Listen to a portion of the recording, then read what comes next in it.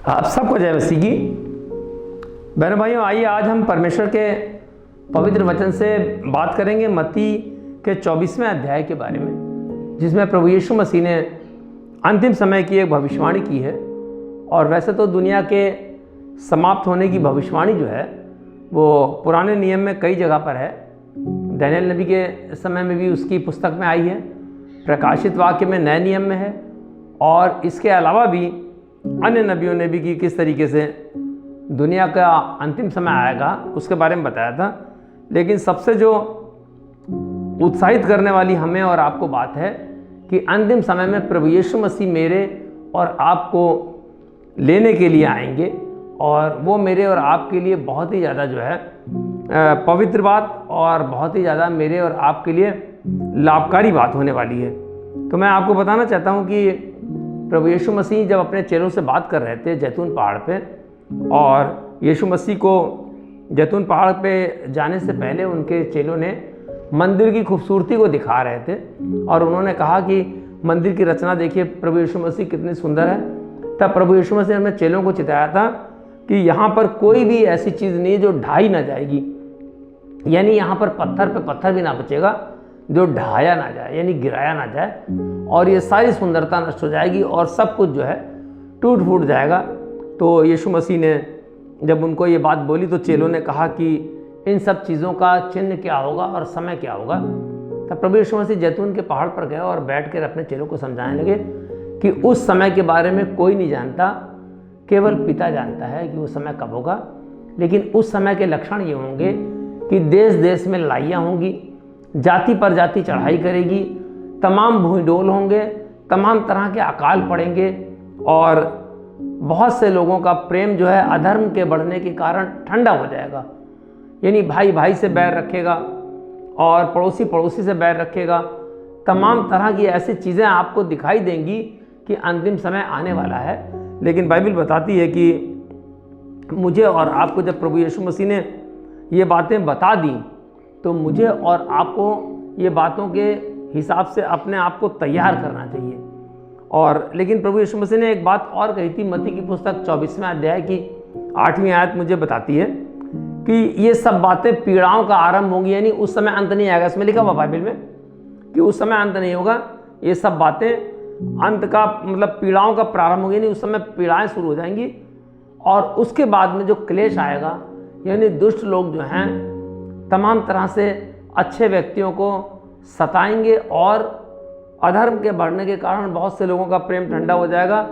और यहाँ तक कि जो लोग सुसमाचार सुनते और सुनाते हैं उनको पकड़वाया जाएगा, उनको मार डाला जाएगा और उनको बंदी गृहों में डाला जाएगा। और प्रभु यीशु मसीह ने सब बातें बताई हैं।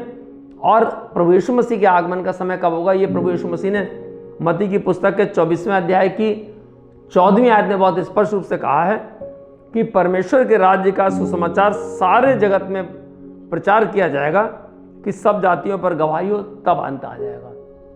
जैसे हम लोग देखते हैं कि यहाँ पर तमाम देशों में लड़ाइयाँ हो रही है। रूस यूक्रेन में लड़ाई हो रही है, 2-3 साल से चल रही है। अभी इजराइल और ईरान में लड़ाई हो रही है।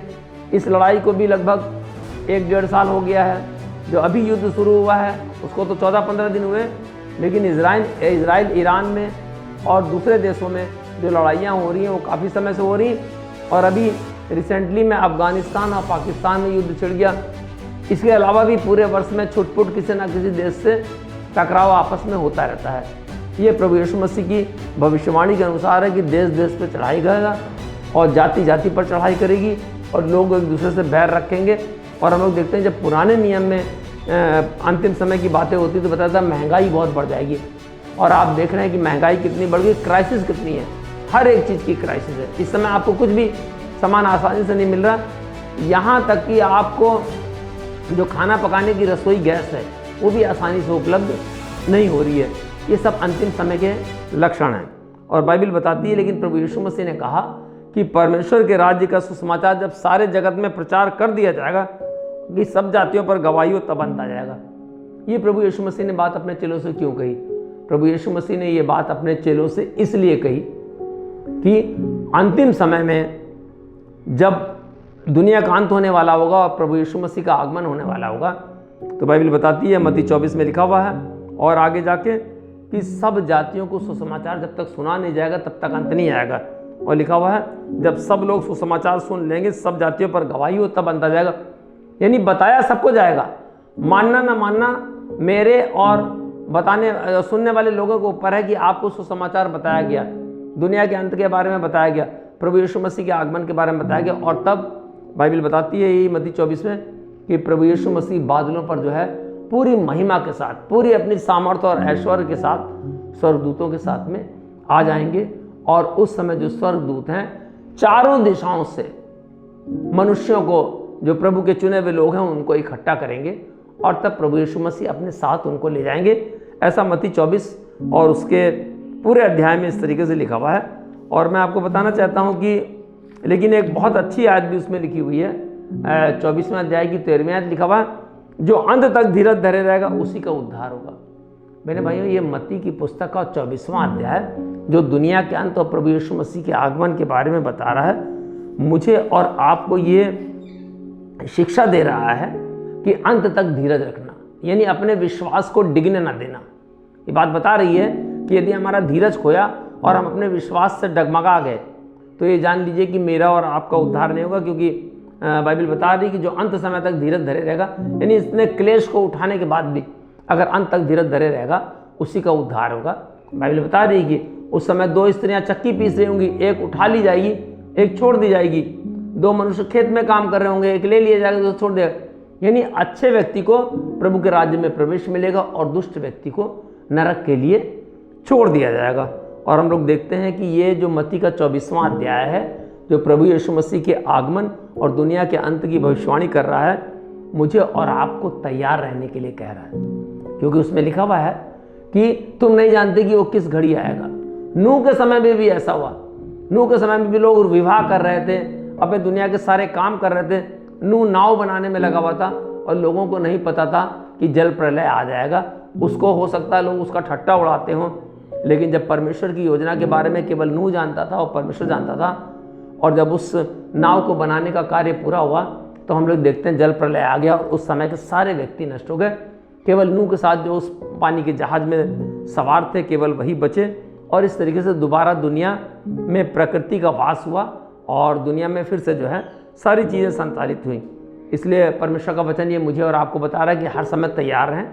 इसको हम लोग मत्ती की पुस्तक उसके 24वें अध्याय की 44वीं आयत से भी देख सकते हैं, जिसमें प्रभु यीशु मसीह ने अपने चेलों से कहा, इसलिए तुम भी तैयार रहो, क्योंकि जिस घड़ी के विषय में तुम सोचते भी नहीं उसी घड़ी मनुष्य का पुत्र आ जाएगा। मान लीजिए प्रभु यीशु मसीह का आगमन अभी हो जाए तो मुझे और आपको तैयार रहना है। ये जो अंत का समय चल रहा है, जो दुनिया में क्लेश हो रहे हैं, जो लड़ाइयाँ हो रही, जो महामारी हो रही, जो भूकंप फैल रहे हैं और कितनी तरह की परेशानियां लोगों को आ रही हैं, ये मुझे और आपको सावधान करने के लिए आ रही हैं कि सचेत हो जाओ और प्रभु के लिए तैयार रहो। हो सकता है प्रभु आज ही आ जाए, हो सकता है उसी घड़ी आ जाए, क्योंकि प्रभु यीशु मसीह ने कहा कि मनुष्य का पुत्र किस घड़ी आएगा इसको कोई नहीं जानता, केवल पिता जानता है। और उस समय क्या होगा, इसको हम लोग एक दानियेल की भविष्यवाणी से पढ़ेंगे।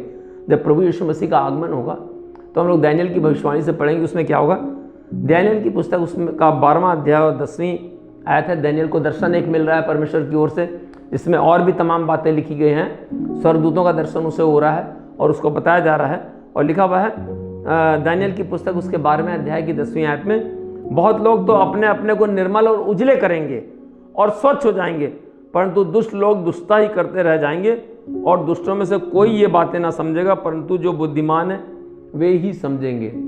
यानी मत्ती का 24वां अध्याय और दानियेल की पुस्तक ये बता रही है, जब हम सचेत होने का हमें समय है तो अपने आप को निर्मल कर लें।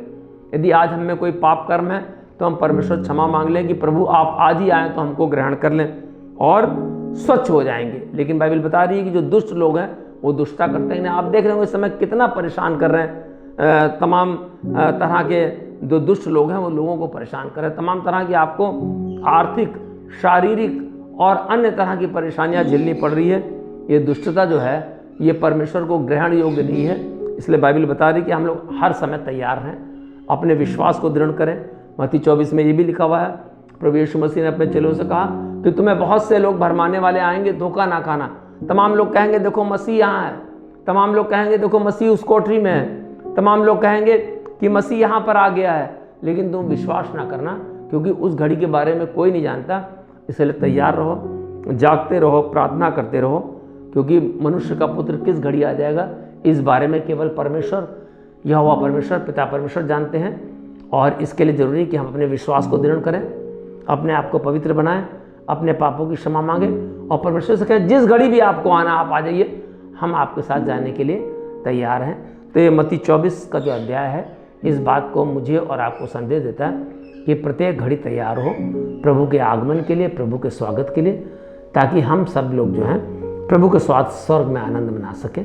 ये वचन आपको आशीषित करेगा और इस संदेश को आप दूसरों तक पहुंचाने के लिए अधिक से अधिक शेयर करें और चैनल को सब्सक्राइब करें, ताकि इसी तरह के अच्छे संदेश आपको बराबर मिलते रहें। जय मसीह की।